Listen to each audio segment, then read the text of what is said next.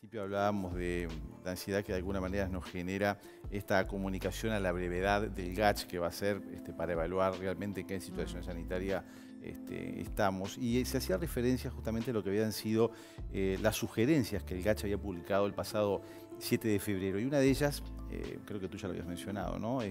Se hablaba allí de la posibilidad de cierre de bares y restaurantes, solo se les evitaría la entrega a domicilio, podría incluso ponerse, decían, la limitación del tiempo de atención al público en comercios no esenciales, etcétera. Eran recomendaciones que el GACH había hecho en el mes de febrero y que, bueno, que no, no fueron tenidas en cuenta por lo menos hasta ese Son las recomendaciones ante un colapso anteriores sanitario. Ahí está, ante un colapso sanitario. De la posibilidad de un colapso sanitario. Vamos a ver qué es lo que pasa ahora con este nuevo análisis. En los hechos, no hay dudas que el sector comercial, en lo que tiene que ver con bares y restaurantes, se ha visto muy afectado. Y bueno, nos interesaba saber cuál es la situación actual por la que están pasando, incluso con una nueva reducción en lo que ha sido el horario, se cierran ahora a las 12. Todo hasta las 12, ¿te acordás que estaba, según la Intendencia, según el departamento, digamos, la posibilidad de extenderla hasta las 12? Exactamente, y por eso vamos a establecer contacto ahora con Antonio Amaigenda, presidente de Cambadu, bueno, para repasar un poquito la situación que están viviendo en relación a este momento de la pandemia. Así que, Antonio, buen día y gracias por tomar contacto con nosotros esta mañana, ¿sí? Buen día, ¿cómo están ustedes? No, a las órdenes. Bueno, sí. Como sabrán, como sabrán, la gastronomía es el que primero ha sido uno de los afectados del inicio de la pandemia. Nosotros se han hablado con las autoridades de forma permanente y se fueron consiguiendo excepciones, postergaciones de pago, los seguros permanentes, pero la facturación está muy baja. Nunca se logró ni siquiera llegar a un nivel muy cerca de lo que era el 2019, antes de la pandemia, del más pequeño hasta el más grande. Creo que el más grande es el que ha sufrido más por el hecho de que es el índole turístico. Es importantísimo ese sector. ¿Y qué ha pasado, digo, con el planteo de ustedes en lo que tiene que ver con la refinanciación de deudas? Hablamos de BPS, de DGI. ¿En qué se está con eso? Digo, ¿seguimos de alguna manera en el reclamo? ¿Se ha podido ir cristalizando de alguna manera ese planteo? Bueno, eso salió bastante favorable a todo el sector. Ahora, en el proyecto de ley que presentó Cambadu el año pasado, un proyecto de ley que lo tomó y lo reconvirtió para actualizarlo, que era un proyecto que se había usado en el 2002 con los técnicos de Cambadu. Y bueno, hace poquito en el Parlamento se votó todos los financiamientos y para todo lo que sea negocios, pero en el sector gastronómico tuvo excepciones que incluso tal vez una confusión, una parte que no importa el número de empleados y el número de facturación, que va a tener financiaciones, un año de excepción y montones de beneficios para poder sostener un sector muy importante para la actividad turística.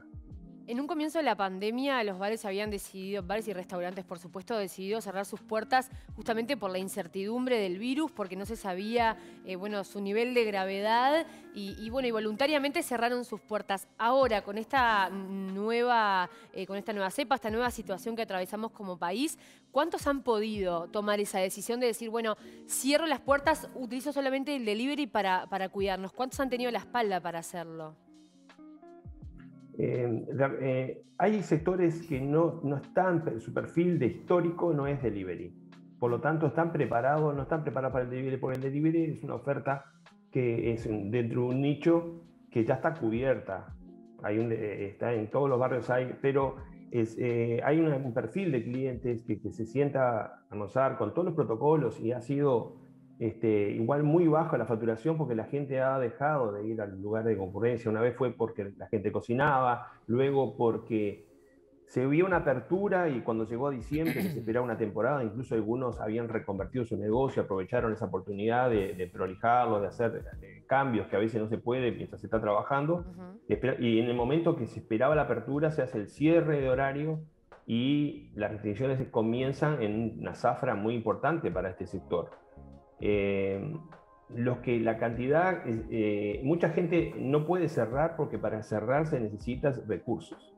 Hay deudas acumuladas. A pesar de todo lo que el gobierno ha puesto sesiones, el SIGA, montones de temas que ahora permiten Antonio, una pregunta. refinanciar Perdón, con Antonio. bajo costo. Antonio, el tema de las mesas afuera, que la Intendencia en algún momento pretendía darles una exoneración. ¿Fue una exoneración o fue un diferido en lo que es lo pago? Porque sería interesante, ¿no? Ahí darle un alivio a todo lo que es las mesas de afuera, ¿no? Los decks de afuera, que son bastante buenos porque, bueno, estás al aire libre y estás más separado y tenés menos riesgo de contagio. ¿Hubo algo? Nosotros apostamos a... Perdón, apostamos a eso. Al principio no era muy conveniente porque era los que tenían, podían agregar gratis, que era muy difícil porque ya todo el mundo tiene ocupado, el que lo tenía ya tenía ocupado su vereda, pero los nuevos tenían la excepción del 50%. Después se logró que todos tuvieran la excepción del 50%, tanto los que ya tenían sus lugares como los que... pero de todos modos la gente, la restricción horaria fue fatal, que vimos que se hizo porque era necesario y no se puede ir contra la salud es más importante que cualquier negocio o cualquier forma de perjuicio a algún sector. La extensión horaria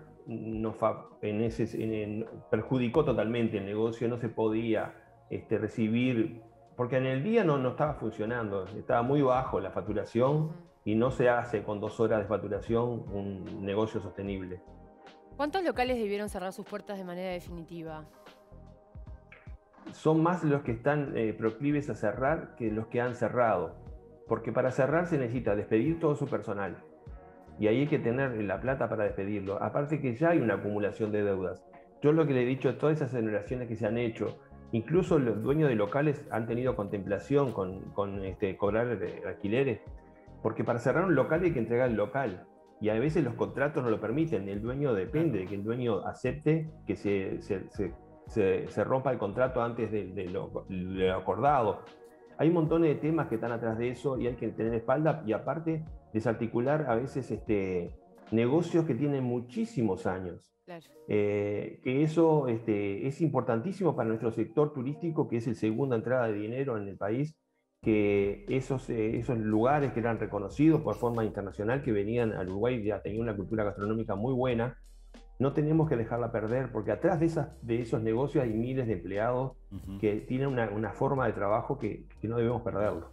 Antonio, previo a lo que fue las últimas medidas anunciadas por el gobierno de esta cuarentena, el GACH había planteado ante la posibilidad de riesgo de colapso sanitario algunas medidas y en las últimas horas está muy discutido este tema, ¿no? En lo que tiene que ver con la saturación y el riesgo de colapso sanitario, y entre esas medidas que el GACH había planteado en febrero estaba incluso lo que era el cierre de bares y restaurantes. Ante esta incertidumbre que se está analizando en el correr de estas horas, ¿cómo se proyectan, cómo están evaluando esta posibilidad de que pudiera volver a surgir ese planteo de una medida que el gobierno hasta ahora obviamente no la tomó?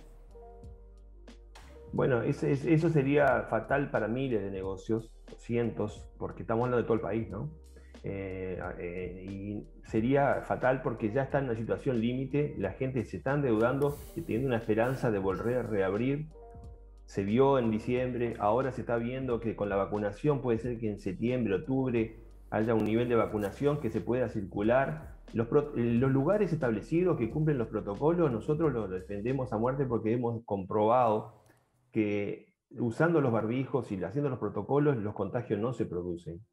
Porque en otras actividades que no son esta, también hemos visto esa posibilidad de nuestros negocios de autoservicio de cercanía, que se han contagiado compañeros, pero si los compañeros no se contagian, se hicieron los protocolos, y eso es muy importante, quiere decir que el barbijo es muy importante. Y el distanciamiento, ni hablar que fue el primer protocolo que se hizo, se sacaron los lugares, todo el protocolo que se hizo, si se cierra, definitivo, es la muerte anunciada de muchos negocios porque no pueden soportar, es un año sin trabajar, sin facturar prácticamente. Imagino que muchos de ustedes, o los que pueden de ustedes, estarán pensando a futuro. Ya hay personas en el Uruguay que han recibido su segunda dosis y que, bueno, en algunos días van a generar esa inmunidad. ¿Se está pensando en conversar con el Ejecutivo en la posibilidad de un pase verde, de un pasaporte verde, como se utiliza, por ejemplo, en Israel, para poder aumentar los aforos, para poder empezar a tener otra espalda, por lo menos con los uruguayos que ya estén inoculados? Bueno, todas las posibilidades las estamos manejando. Por eso, como esto es una situación atípica, no podemos hacer futurología de funcionamiento. Vamos día a día trabajando sobre los problemas y presentando. Ahora que la vacuna se está dando en forma bastante rápida y vemos que la situación puede cambiar, porque vemos ejemplos en otros países, sí tenemos que buscar una situación y darle una esperanza para que negocios que lo piensen de no cerrar sus puertas de forma definitiva. Pero esto Porque que te cerrar, planteaba... ya le digo, se necesita despedir el personal, pagar todo lo que se debe, entregar el local.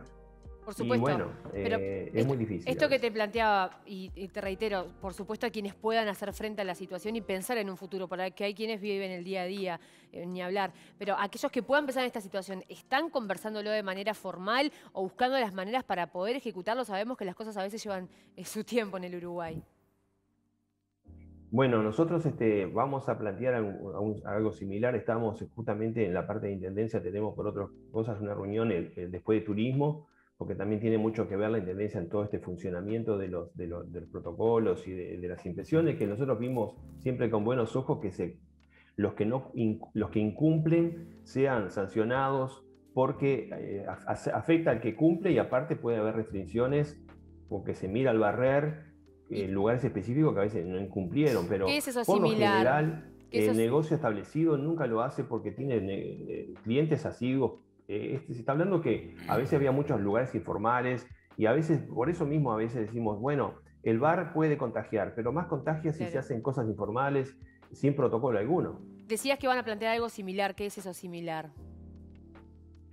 Y bueno, vemos a ver la posibilidad, porque no se olviden que estamos todavía, tenemos que ver cómo va el nivel de vacunación.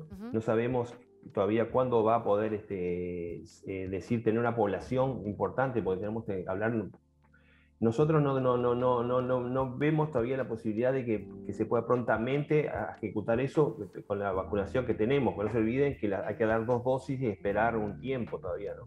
Pero lo estamos pensando para tener tiempo y evaluando de cómo podemos hacer algo parecido, ¿no? Muy bien. Muy bien, Antonio. Bueno, muchas gracias y mucha suerte en las próximas reuniones y en las definiciones que puedan ir surgiendo, porque acá eso es un ida y vuelta también, ¿no? O sea, por un lado, del lado de las autoridades, pero también desde las distintas agrupaciones que hagan sus propuestas y se pueda ahí de alguna manera llegar a una fusión y sacar mejores resultados. Así que suerte y muchas gracias.